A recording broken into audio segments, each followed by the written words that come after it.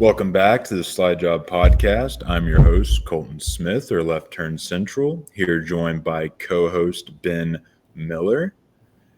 Ben, welcome back to the show. Unfortunately, no Josh today. Producer Josh out again. Just a busy man with busy things. So We've all been there. Yeah, we've all been there, and hope he comes back to the show one of these days.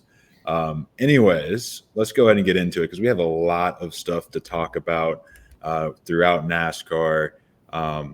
We have a backbreaking penalty for RFK, Chris Buescher.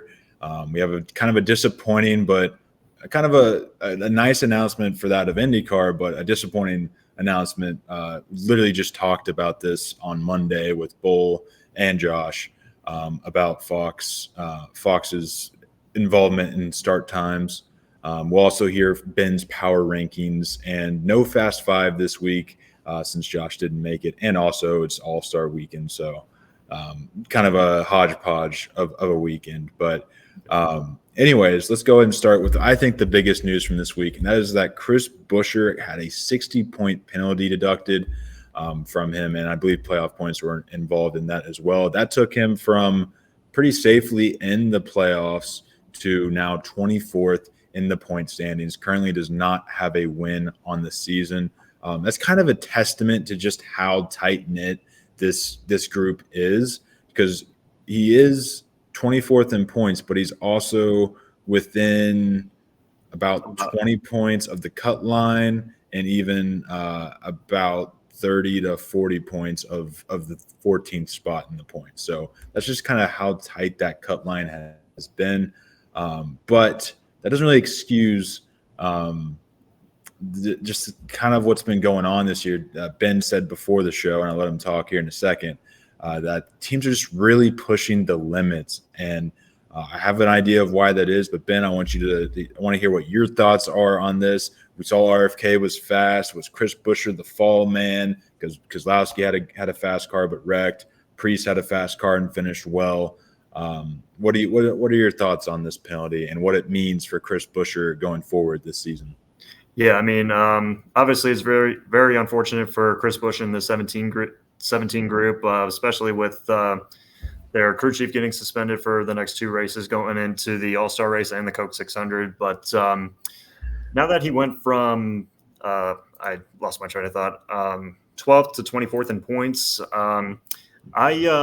with 14 races left in the regular season, though, I'm not trying to be too concerned for Chris Buescher because we know the type of driver that he is. Obviously, we got some road courses, for example, coming up in the summer, starting off at Mexico, Sonoma, and a few others, Chicago Street Race. So you know how he can be at those types of tracks. But, yeah, I know we talked about it before we got on the air, how NASCAR teams are kind of pushing that limit a little bit to try to be more competitive. And I feel like that's why NASCAR has been taking a deep dive in like post-race inspections because they dinged a couple of other drivers like Chase Briscoe, Ryan Preece, Lane Riggs last week in the truck race. So, yeah, just in a way, they're just trying to find ways to push the limit, try to be more competitive. Yeah, exactly. And it's like I said before the show, I feel like I just wish like the same thing would apply to Hendrick and Penske. It's like, unless it's Alex Bowman getting it on the chopping block or maybe Austin Cindric, like I don't think NASCAR really takes any account for those guys. And I'm probably just sounding like a conspiracy theorist right now, but come on. I mean, Kyle Larson clearly has like something else on the field. And when this car is a car that you can't adjust anything legally, really, very, very limited adjustments. Right. Where are they finding that? What have they thought of that every other team in NASCAR hasn't thought of? What have they thought of that Joe Gibbs hasn't? Like, I can't help but speculate that they're cheating too, and I don't blame them. You have to try and find an advantage. It's their job. But when you take away that element of that, you're going to get stuff like this. And I just think it needs to be fair. And if that's the case, that's the case. But yeah, I'm getting a little tired of seeing these backbreaking penalties to RFK, to Stuart Haas back in the day. Like, these are just teams that are mid-tier teams trying to do what probably the guys up top are doing, but NASCAR just isn't doing anything about it unless it's somebody that doesn't benefit their marketing. Yeah. I mean, in a way, it does make me a little bit suspicious, just crazy in my opinion, just crazy. Yeah. I'm purely speculating. Larson might be completely clean. I don't know, but it's just like if that was such a big advantage, why wasn't Chris Buescher winning the race? Because exactly. If Larson didn't have any adjustments that make that advantage, like illegal adjustments on his car, then wouldn't he be slower than Buescher? I mean, you can still. That's not a one-all be-all, but Buescher was up front. Was kind of my point. Why wasn't he more so up front? Was Barry cheating? Was like this? Is everybody who can pass under green flag? Because if you have a stock car in this next gen era, you probably shouldn't be able to pass. So if you can pass, you're probably doing something illegal. But I'm just being very, very, very satirical for this segment. Let's move on to a different segment. Still not much positive to talk about in NASCAR, though. We have Fox moving the IndyCar race, which is a positive. I think it's a great experiment for Fox to do with IndyCar, moving it to 8 p.m., I believe, on Sunday. Yes. For their gateway race. It'll be after the NASCAR Mexico race. They knew NASCAR would outdo them on ratings, so they decided to move it down. Maybe that's Indy's car's chance finally to surpass, or maybe it's IndyCar's chance to show that they really don't have a hold on this market. We'll find out for sure soon enough. But what are your thoughts on this? We literally just talked about this, me, Bull, and Josh, on Monday, on how we probably should look to move Kansas and races like it to a later prime time slot on Sunday, since they don't want to put it on Saturdays. Mm-hmm. And they immediately, like 2 days later, move an IndyCar race. Fox themselves, who dictates NASCAR start times, NBC, I'm sure Amazon and all of them as well. They move IndyCars, but we have, I think, like, just because of holidays, we have Sunday primetime races in NASCAR. What are your thoughts on all of that? Yeah, I mean, to be honest, I did see this coming with IndyCar adjusting that gateway race from 3 p.m. in the afternoon to 8 o'clock at night, because that's the same exact time NASCAR gets started in Mexico. And obviously it was going to be a conflict with viewership. So, in a way, it does not surprise me one bit, because, it's a competition between NASCAR and IndyCar about who's going to get more viewership. And I feel like, in a way, this is going to be beneficial for IndyCar, because like primetime, 8 o'clock on Fox, I feel like that's when a lot of people are going to be watching. So, in a way, it's not that bad of a thing. Yeah, no, I agree. Maybe IndyCar's experiment will transfer to NASCAR or something. That's a positive spin to have on it. We need to find some more positive news, because we're talking about Trackhouse racing now. Yeah. And the door bumper clear little nugget that potentially Daniel Suarez is not the one on the chopping block, but however, SVG, 8 races, or what are we like? We're further than 8. We're like 12 races into 12 races. Yeah. 12 races into his full-time career with Trackhouse. May already be on the chopping block for Connor Zilic. And the rumor is he could either be part-time or full-time, replacing SVG in that 88. Can't say I really blame him. Zilic is a talented driver, and I would say seems pretty ready for the Cup Series, and we will have a growth trajectory, whereas Shane, not sure he's going to get much better than what we're seeing right now, which is a shame, because I was really rooting for SVG in the Cup Series. But what do you think about the current? And we could take this time to kind of take a little glance at Trackhouse and their performance, because it's definitely been lackluster this year and years prior, but even more lackluster this year. Ross Chastain has been able to carry this team to 11th place in points, 2 top 5s and 6 top 10s. Had a good day at Kansas. I believe it's either one of the last two races. He had a good day. Yeah. Then you have Daniel Suarez, currently 27th in the point standings, 27th, below Ty Gibbs, below AJ Allmendinger. AJ Allmendinger fell massively. Wow, he's in 25th now. Blame ECR for that. Yeah, you can thank ECR for that. Yeah. Ahead of Chris Buescher has a 60-point penalty, and a lot of cars that he really you would think would be ahead of. But it gets even worse when you come down to the 88 car of Shane Van Gisbergen, who is just ahead of Cody Ware. He's a fair amount ahead of Cody Ware.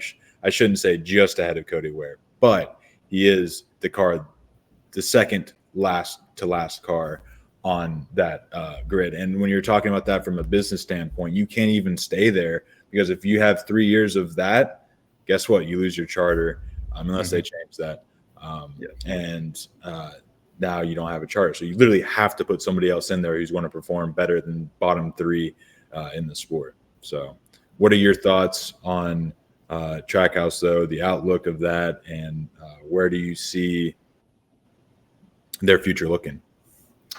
Yeah, I mean, starting off with Shane Van Gisbergen, he was a driver that I was really high on going into this 2025 season. You know, how much of a great road racer he is, though. But we all expected this, though, how he was going to struggle on the ovals. I mean, he even said it this week. You only get 15 to 20 minutes of practice and then go straight into qualifying. So, yeah, I feel like that's kind of had a weight on his shoulders. But as of right now, I'm not trying to give up on Shane Van Gisbergen yet, because as we get closer into the summer, we got a lot of road races ahead of us, like Mexico and Sonoma. So I look for him to try to turn his season around to be really competitive at those races, because he's under a lot of pressure right now. Like, if we're at one of these road courses, he needs to go out and make a statement, dominate, and win. Because if he's just like average, running in the top 10, he's not capable of the Cup Series. And I just feel like right now there's a lot of pressure on him to perform well at these road courses, because that's what we all expect out of SVG ever since he got into the Cup Series. So yeah, that's where I stand right now with Shane Van Gisbergen. And also with Daniel Suarez. Obviously, it's been a rough year for Daniel Suarez. Like you mentioned, he's 27th in points. I mean, there is speculations that Connor Zillage might take over. But in a way, don't get me wrong, Connor Zillage is a really good driver. He has a ton of talent. He has a bright future ahead of him. But but we can't forget, he's only 18 years old. So I just don't think it's smart to put him immediately in the Cup Series, though. I feel like he needs to run select races to try to get his flow going a little bit, try to get more experience. And yeah, that's where I stand right now with Trackhouse Racing. Well, at the very least, maybe they just cut Daniel Suarez, because if not for Daniel Suarez, Zillage probably would have had a top 5 at COTA. But I think what the thing is, Trackhouse is moving too fast. They're trying to compare themselves to 2311, and they're not 2311. They just aren't. No. And they tried to expand too quickly. And I would just argue that they need to downsize, just close the 88 car. Maybe sell the charter to give a little more funding. Figure out your equipment first. ECR is probably part of the problem, as we mentioned with colleague. That could be. Is there really any way for you to get Hendrick Motorsports engines? Probably not. Hopefully they could, but probably not. And I think there's just a lot of mess going on at Trackhouse right now. And shout out to Ross Chastain for weathering the storm. But I think there maybe needs to be talks about him getting a different ride, getting a better seat somewhere. I don't know where that would be off the top of my head, but the 11 could open up pretty soon. Wouldn't it be hilarious if Ross Chastain, of all people, got that 11 ride? Probably not. That would probably block that. But yeah, I don't know. I think something needs to change at Trackhouse, and I think they definitely expanded too fast. And I remember them even talking about being cautious about their expansion. But unfortunately, they didn't follow what they said early on in the process. So I think it's an idea. Maybe make that 88 part-time with SVG and Zillage or whatever, but focus on getting 2 cars good, getting back to – I mean, this is a team that competed for a championship in 2023? 2022. Was that 22, the Hail Melon? Yeah, that was a year. Yeah, the Hail Melon, like you mentioned, and Chastain, he finished runner up to Logano in 22. They finished runner up to Logano in 22. Yeah, And since then have not gone better. They've gotten worse. So yeah, it's a team I'm really rooting for. I want to see that 99 doing well. I want to see Trackhouse and Pitbull's former team and the nice paint schemes they have and the sponsors they bring to the sport. I want to see them succeed. So I'm not trying to be such a downer, but you look at the performance, it's ugly. I mean, Suarez was able to win a race, but also run in top 16 to 20 in points. He's 27th now. yeah. I don't know what it is, but they need to take a step back and they need to figure it out before they become Stewart-Haas Racing. Yeah, exactly. That's a good point. But yeah, just like you said, I'm rooting for Trackhouse Racing too. But in a way, I just don't get how you can go from a championship threat in 2022 with Ross Chastain and just go like that. I just don't understand it. I just don't understand it at all. But we're a quarter way through the season, though. We got plenty of season left to go. But I just hope they figure it out because I really want to see Daniel Suarez turn that bad luck around and put together some consistent finishes, along with Ross Chastain too, and also with SVG being successful on the road courses, and hopefully he gets better at the ovals. But overall, they just got a lot of work to do. Since we don't have Fast Five, we do have a little extra time. And I do want to make a comment on Daniel Suarez because a lot of people kind of blame him for the underperformance of the 99, but I feel like they don't talk about like he's in the same car he ran in that top 16 to top 20 in. The cars got worse. It's clear, even in Ross Chastain's performance, it got worse. So why is Daniel Suarez the guy you blame for that? It's clearly the equipment. Yeah. And yeah, I just kind of get I that kind of frustrates me. But yeah, that is good. That is a good point that you brought up because Ross Chastain, he's even vocalized it a little bit. He's disappointed with Trackhouse Racing. Yes. The speed that they bring to the racetrack, not only for him, but for Daniel Suarez as well. I mean, when you look at their qualifying this year, they have been awful. Terrible. Yeah. Awful. And that just shows how terrible their raw speed is. That's not necessarily an issue for RCR. RCR has bad qualifying, don't get me wrong, but they're still like reasonable.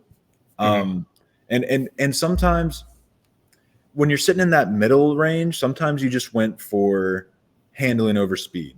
And I get that. Hendrick did that from time to time. But when you are qualifying outside the top 30, you got a problem, bub, and you need to figure it out.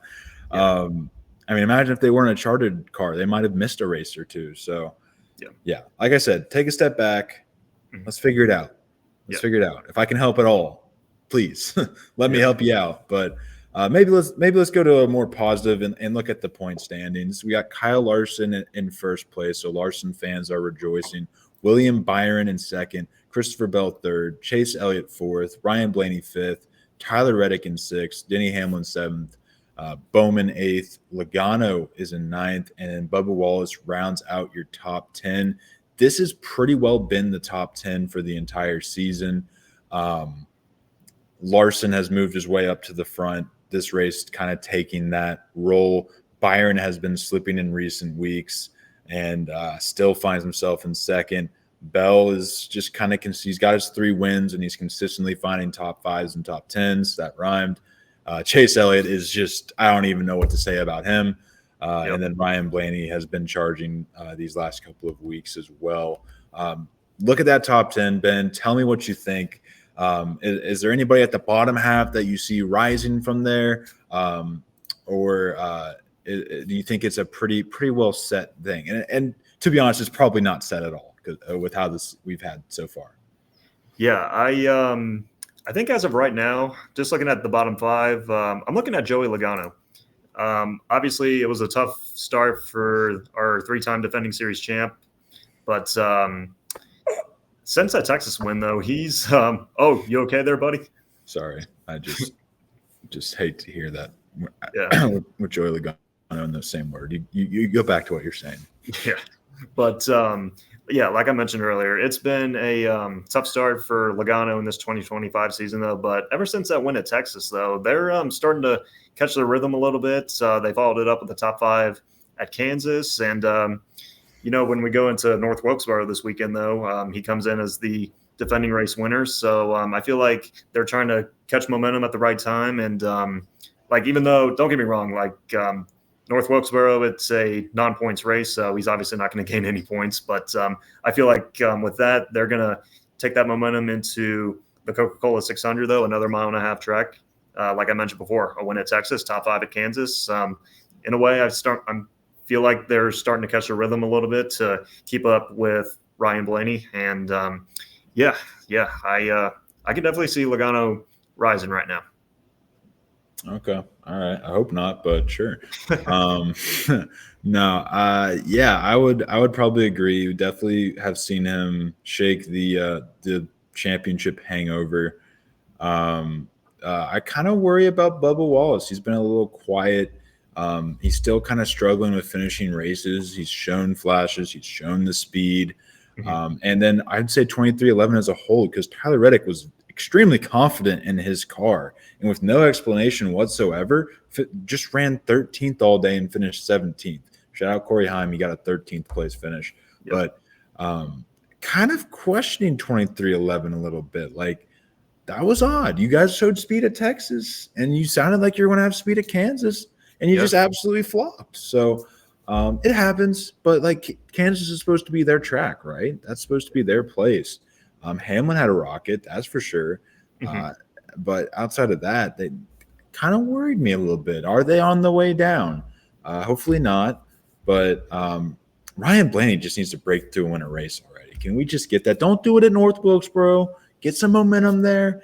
Let's win the race at Charlotte, please. Yep. For all that is holy, win the race at Charlotte or something. Yeah. I don't know. I'm kind of waiting on that. He's sitting outside the top 5. So which one of these? We have Christopher Bell as probably was the right out the gates favorite. Larson has emerged as the favorite. Which one do you see entering their name in the ring, rattling off a couple wins here out of these, like Byron, Elliott, Blaney, Reddick, Hamlin, and that's really all. Maybe Logano. Yeah, I'm looking at Ryan Blaney. These last few weeks, though, that 12 team, they've been turning it on. 4 top 5s in the last 5 races. And like the beginning of the year, they were having bad luck, which kind of concerned me a little bit, because if that was going to continue, I can definitely see them sliding in points just a little bit. But I believe since Darlington, they're a completely different team, in my opinion, because like whenever they're not making mistakes, they are a true threat to win races. And I feel like that 12 team, they are going to get stronger and stronger as the season progresses. And I think they are going to be in victory lane soon. So I feel like that 12 team, they're catching on a little bit. And I feel confident in them right now. When you can consistently show that you are almost the fastest car at every single track we've been at, mm-hmm. you definitely have my attention, and he's definitely my candidate to maybe go on a run this summer. And the thing to think about is Larson and Bell might just be get into the stage of the year where we're kind of just trying some things out see what cheating we can get away with when we get to the playoffs or what have you. So it's still so weird to me that Chase Elliott is in 4th, because he's just been so It's like that's the only word I can describe him as. He has 3 top 5s, 6 top 10s. He had a good day at Kansas. Mm-hmm. Unfortunately, didn't have a good pit stop. Yep, that pit crew, man, I swear. Yeah, they changed I think the left rear changer or whatever. I think it was the right rear. Right rear, one of the whichever one, Yeah. I try to forget. I mean, yeah, he was a true competitor at Kansas last weekend. He was the only one that could keep up with Larson, and it's just so weird to see him in 4th place. Like, I just don't know what's. It hasn't felt like the season, but he just hasn't DNF'd, and that's been how he's going to DNF. But that's just kind of been the positive thoughts. Yeah. let's go ahead and round out this playoff field and then maybe get to some of our all-star race predictions. Ross Chastain in 11th, Chase Briscoe 12th, Austin Cindric 13th. Shout out to him. But huge shout out to Ricky Stenhouse Jr., 14th in the points. Talk about flipping the script. Hayek Motorsports, whatever you want to call them, absolutely dealings to start their career. Ryan Preece, he has a penalty, but he's in 15th place, which is kind of interesting. What was his penalty? Or were you talking about prior years maybe when you said that? Oh, no, I think it happened it happened at Talladega when he got disqualified for finishing runner-up at. But he didn't get like points taken away. He just got last place. I think after that Talladega race, he was in the playoffs, and I believe he slid down to 18th. Okay. Yeah, he did because he jumped up 3 spots today to get into 15th place. So you're right. Okay, I see now. And then Josh Berry rounds out that top 16. Trying to see, is there a winner? There's not a winner outside of that. So that is currently your playoff standings. Kyle Busch is just outside of it. John Hunter Nemechek had a couple good races here recently. Now finds himself 18th in the point standings. We've talked about him and his consistency finishing races, which is rare. Hocevar is in 19th, and McDowell rounds out your top 20. The front row guys are hanging around 22, 23. Dylan is having a decent year in 21st. So is there anybody in this bottom part of the playoffs that you could see jumping into that top 10, making some noise, maybe winning a race or two? Who catches your eye, Ben? Yeah, just looking at this bottom row right here. It's kind of a tough decision, but I'm looking at Carson Hocevar at 19th. I mean, we've seen him this year, though. He's had super fast cars. A couple weeks back, he won the pole at Texas. He was out front. I believe he led 36 laps. So, that 77 car, they've definitely been making a lot of noise this year, though. Even though they're not getting the finishes, they're putting together some consistent. Well, I wouldn't say consistent runs, but every once in a while, they're showing some flashes. And Hocevar, he's still young. He's still trying to learn. But I feel like as the season progresses, I feel like eventually they're going to figure it out to try to get these top 10s and try to get some points and get up there in the standings. So I'm keeping an eye on that 77 car for sure. One last solemn quote on the point standings. Yep. Brad Keselowski has fallen behind Riley Herbst in points. Let's see. Oh, yeah, I did see that. He's now 3 points behind Riley Herbst. Riley Herbst 32nd, Brad Keselowski 33rd. Wow. And to be fair, Brad Keselowski had a good day and would have not had this happen to him if not for a wreck. But still, just to be in that position. Yeah, I mean that's rough. That's a shame for Brad Keselowski. I mean, at Kansas, he was running second. He was running down Larson.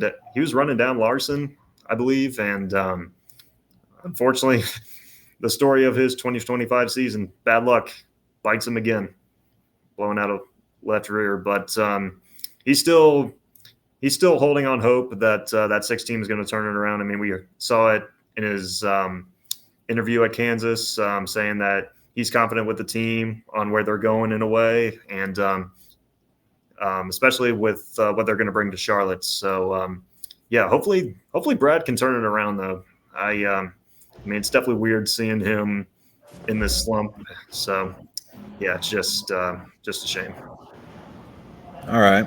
Well, we're going to keep this show a little short since it's just us, but I think we've talked enough about the point standings here. Let's go ahead and talk about the All-Star race coming up. Some of the favorites are, of course, Kyle Larson. Then you got Hamlin, Blaney, and Bell. Byron's up there. Joey Logano and Chase Elliott round out the favorites in the betting odds. But who are some people that maybe aren't on that list? Is there anybody surprising on that list? But who are some people that you have your eye on for the All-Star race this weekend?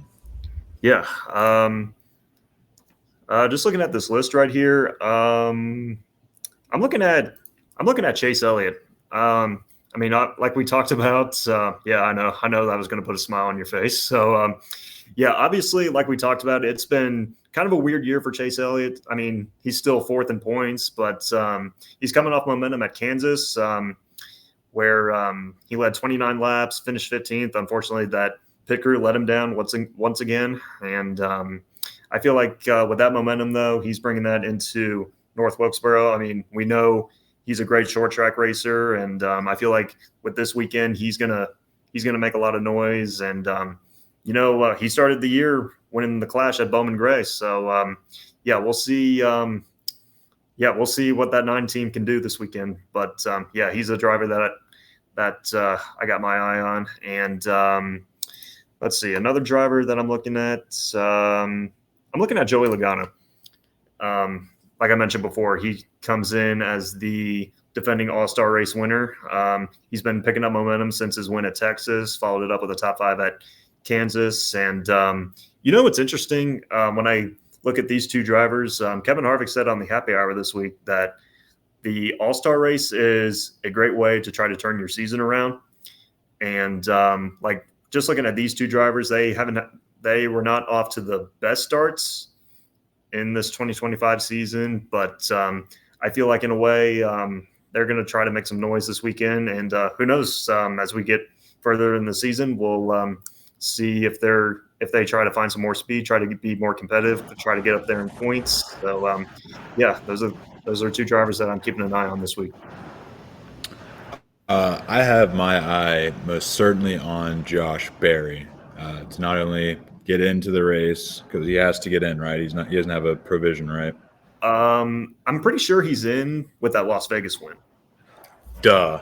Yeah, so he is in. Regardless, he's in. He was bad fast last week. We're going to a short track, which we know he just has the natural talent at.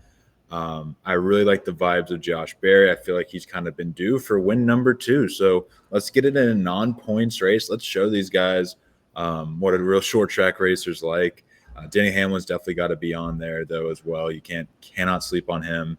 Yeah. And of course Larson is absolutely dominating the sport right now. So hard not to have his name. But yeah, Josh Berry, Ryan Preece, the 2 short track guys that are having breakout seasons so far this year. Those are the 2 guys I expect to show up at North Wilkesboro and nab a top 5. Preece will have to race his way in. So if you want to I bet that's a really long shot bet, but it'd be a worthy bet to just see if Preece can get her done. Oh yeah. I definitely like both those drivers. Elite short track racers. Josh Berry he's had a great year with that Las Vegas win. He's been strong overall on the 1.5 mile tracks, and yes. The kind of short track racer that he is, and I do like that Preece pick. Another great short track racer, and hopefully he does well in the heat races or the qualification races, whatever they're calling it. Heat races is what it is. Yeah. Call it what it is. Yeah, but hopefully he's competitive in that, and hopefully he gets the fan votes.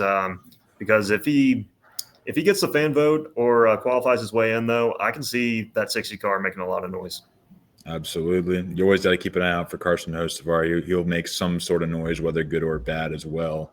Right, yeah. But those are just the people to kind of watch out for. Carson Hocevar, I say, because it's a shortened field, so that's when you tend to see some crazy stuff go down. So I say what I say and how I'm not looking forward to the All-Star race because they don't give me a reason to look forward to it. I'm sure I'll tune in. I'll see what happens, and it'll be a fun event. So has nothing to do with North Wilkesboro. It has everything to do with the stuff around the track, around the sport right now. Please don't. Any negative thoughts? Please don't make it like Bristol. Please, NASCAR. Please. No. Yeah. We need to figure it out. Bring back rubber. Yeah. Bring it back. We miss it so much. I just think back to that. Make it like Bristol Spring last year.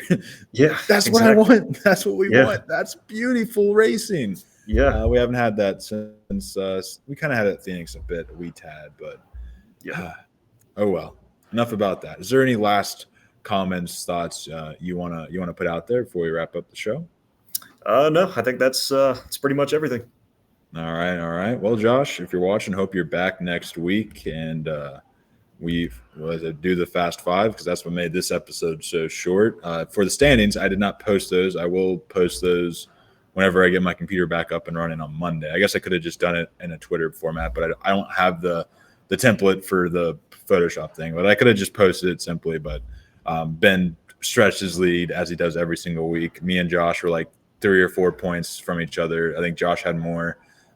So that as is every week. So no, you didn't miss anything by not posting it. So we'll get that back rolling though for the Coke 600 for sure. Also, like we don't have to count it in the points this week, but you just want to make a race pick or? Oh yeah, duh. Let's make a race pick, and if it. Yeah.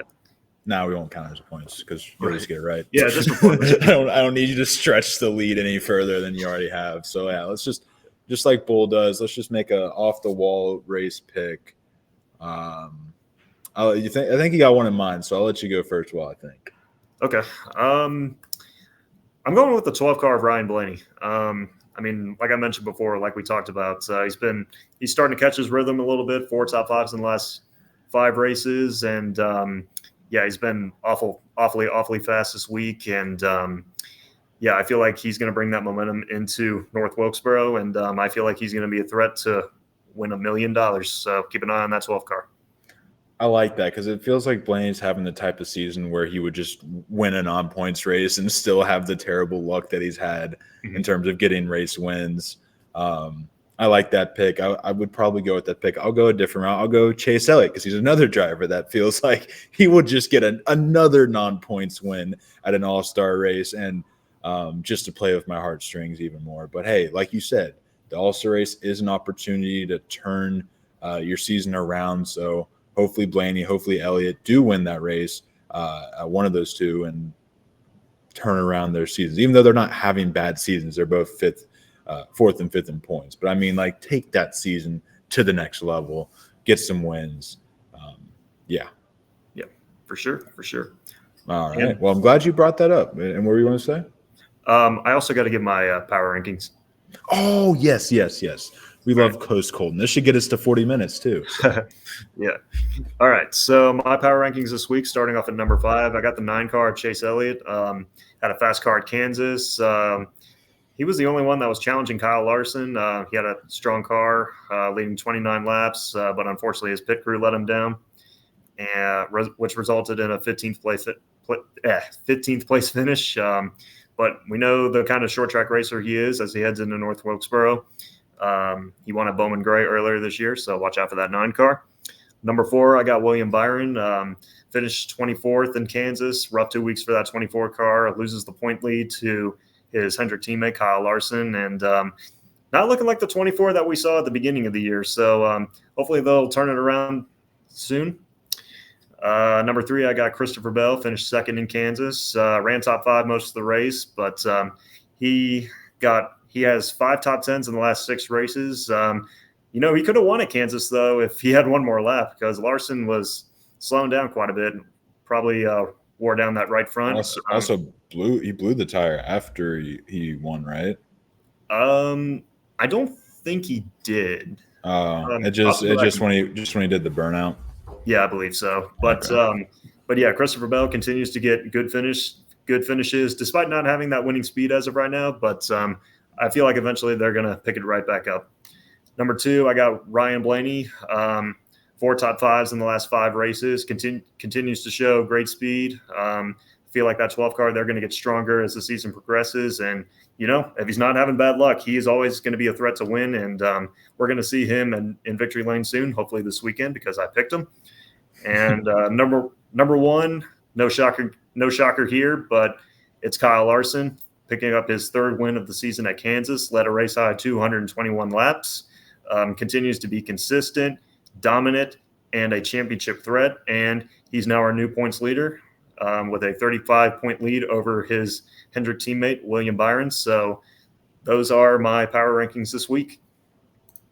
Thought for throwback's sake, you'd say Mark Martin or Terry Labonte. I'm just trying to get it to – okay, so let's get it to 40 minutes by asking you if you've seen the 21 throwback for this weekend. The 21 throwback for this weekend? No, I have not. Oh, well, if you watching or Ben have not seen it, go take a look. It is a beautiful Sitco throwback. Believed Darryl Waltrip's All-Star win in the 93 or early 90s. I'm not completely sure. I do know it's a did I say Wallace? I meant Waltrip. Darryl Waltrip throwback. Waltrip, yeah. So be sure to go check that out. And now that we got to 40 minutes, we'll go ahead and wrap up the show. Thank you, Ben, for coming on to the show today. Josh, hope all is going well. And be sure to leave a like, hit the subscribe button, comment down below if you all did enjoy. Be sure to check out CX Podcast Network as we are starting up that podcast network. We are a part of that. Technically, we do post on this channel. We don't want to double post and all that, and it's doing well on this channel. So we're keeping it there, but be sure to check that out. I'll try to put a link down below in there. But also follow us on Twitter, myself at LFC__99. Follow Josh at JNorth1989. Follow Ben at Ben Miller PXP. Once again, Ben, thank you for coming on the show. And that's all we got for today. So we will see you all in the next one. Peace.